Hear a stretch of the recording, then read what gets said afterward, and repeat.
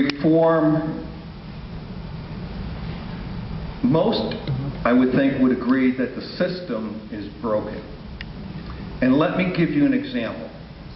I had a woman in my office with her young daughter.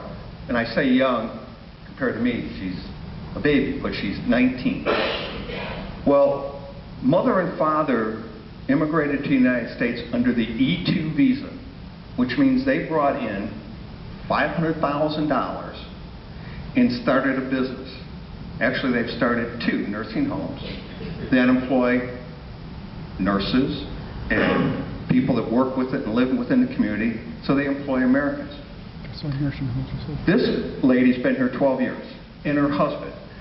The reason they came here, well, partially was, her mom and dad have immigrated to the United States, became American citizens, and moved to Florida.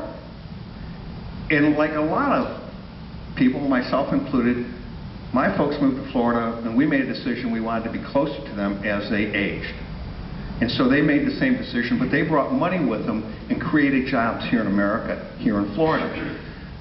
And here lies the problem.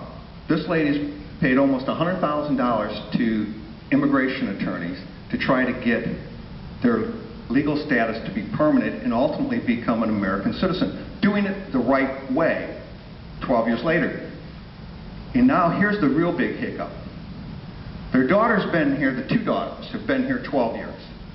The 19-year-old who's at Pasco Hernando Community College, she ages out at 21, which means in 2 years, she will be deported back to their home country.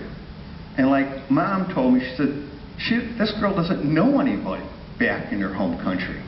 All their family, you know, grandma and that, live in Florida. And she's coming because the system's busted. So people that are trying to do it the right way are stymied. Now there's 2 approaches to fixing the system. One is the Senate version, a 1,000+ page bill. Let me give you an example. For every 1 page of law, the average is about 7 pages of rules. So to implement a 1,000-page law, it's going to take 7,000 pages of rules, which will be interpreted by DHS.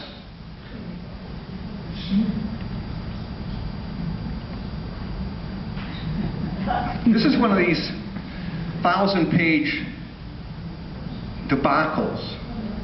You can't, listen, you and I, at least I can't, I won't say for you, but this is all written in legalese. It's written by attorneys within the committees of jurisdiction in the Senate.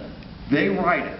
They don't even understand. And what they do is, you know, if you ever read a piece of legislation, it refers to other subsections in other U.S. code, and you have to be an attorney who works in that area to even understand it, because even most attorneys wouldn't understand it. So when you have 1,000 pages, and the attitude is take it or leave it, I think is the wrong approach. Leave it. Well, I agree with you. So I think the better approach is this, and the one that the House is going to take, because the Senate bill is not going to come up in the House. The better approach is take each of these subsections that are important in regards to legal immigration. Take each of those areas. Border security, obviously, primary number 1. Thank you. Yes. But how about the overstays on visas, which account for almost half, or about 40%, I guess, yeah, of all the illegal, their overstays on visas. Yeah. So you have to correct that issue. The other thing is you have to have a legal workforce, because there are a lot of jobs that Americans just won't do. One is, and I just came from, we were out in Citrus County with the Ag folks, but we had an Ag Alliance meeting a week ago in Marion County. In all of our produce, think about everything that we eat, just about, is picked by human hand. The difference is, and we had a bunch of folks come down from Indiana because they couldn't understand why a legal workforce is important to Florida. Because think about Indiana and the Midwestern states, corn, soybeans, wheat, all that stuff is picked by machines. It's all automated. It harvests everything. In Florida, cantaloupes, tomatoes, strawberries, blueberries, everything that you and I like to purchase at the grocery store is picked by hand. And unfortunately, and I was just, and I heard this thing, you know, you need to pay them a flat rate. Well, here's the way the law is today. Workers in the field, they get minimum wage. Baseline is minimum wage. If they pick, I think it's 5 flats or 6 flats of strawberries, they're like at minimum wage. Most workers, though, because they get paid by the flat, will wind up bringing home $14 to $16 an hour. Because, A, from what I'm hearing, they're really hard workers. And they realize the harder they work, the more money they bring home for their family. And they're not opposed to doing it. So when you hear people say, well, you know, they're being abused, that's just not so. I've talked to them. A, they're happy for the opportunity. B, they can make a lot of money that a lot of our folks won't do. So border and security and enforcement has got to be on top of the priority. And so what the House is looking at it from this perspective. If, you know, how do you eat a whale? Well, it's one bite at a time. You can't, see, what the Senate's done is they've got this great PR thing where they can stand up there in front of the cameras and say, look at what we've done. Aren't we great? Immigration reform. The problem was with Washington, D.C., it's the unintended consequences that should scare you. It's the things that by rushing it through, doing it quickly, not having enough people come in and give their opinion about it, you create bad law.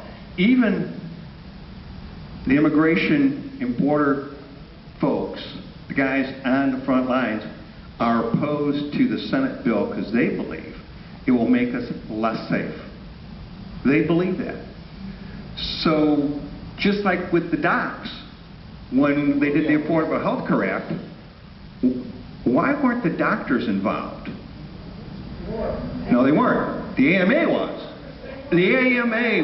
The AMA represents less than 10% of the physicians in America. And I just came from meeting with 40+ doctors up in Ocala. They're scared to death about what health care is going to look like in the future because of what we are going through with the ACA. Amen. These physicians, you know, and a lot of times physicians, it's almost like a business that you hand down to your son or daughter. You know, if dad or mom's a physician, a lot of times their son or daughter follows in their footsteps. One of the docs in that meeting